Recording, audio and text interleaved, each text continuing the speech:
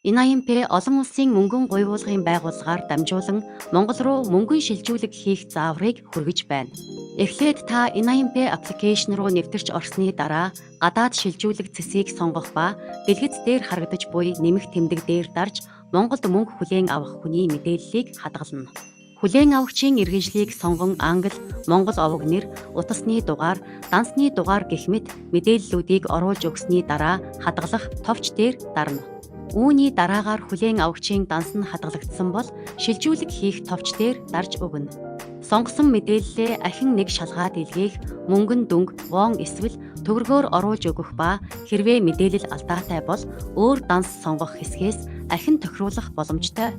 Таны дараагийн алхам бол өөрт буй оноогоо шалган илгээх товч дээр дарна. Монгол руу гуйлгээ хийх бүрт 300 оноо цуглардаг ба 1000-аас дээш цугларсан тохиолдолд ашиглах боломжтой.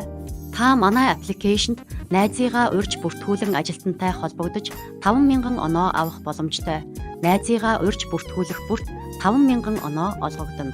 Шилжүүлгийн мэдээллийг ахин нэг шалгаж үзээд мөнгө шилжүүлэх товч дээр дарна. Ингээд гадаад шилжүүлгийн хүсэлт амжилттай хийгдсэн ба та 94-өөр эхэлсэн Гуанжу банкны НАМП данс руу манайд бүртгэлтэй данснаасаа хүсэлт гаргасан мөнгөн дүнгээ илгээх шаардлагатай. Уг данс нь төр данс учраас гуйлгээ хийх үед хүлээн авагчийн нэр дээр таны овог нэр гарч ирнэ. Мөнгөн дүнг илүү эсвэл дутуу оруулсан тохиолдолд гуйлгээ хийгдэхгүйг анхаарна уу? Үүний дараа аппликейшн руу буцаж ороод зүүн доод буланд буй гуйлгээний утга цэсээр дарна. Таны мөнгийг манайх хүлээн авсан тохиолдолд гуйлгээний төлөв хүсэлт болсон байх ба манай дансанд ороогүй тохиолдолд дансанд орохыг хүлээж байна гэсэн төлөвтэй байна. Гуйлгээний төлөв хүсэлт болсон учраас удахгүй гуйлгээ хийгдэнэ. Үргэлж манай үйлчилгээтэй хамт байдаг эрхэм хэрэглэгчиддээ баярлалаа.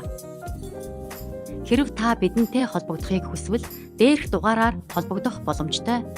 Энгийн хэрэглээ НАМП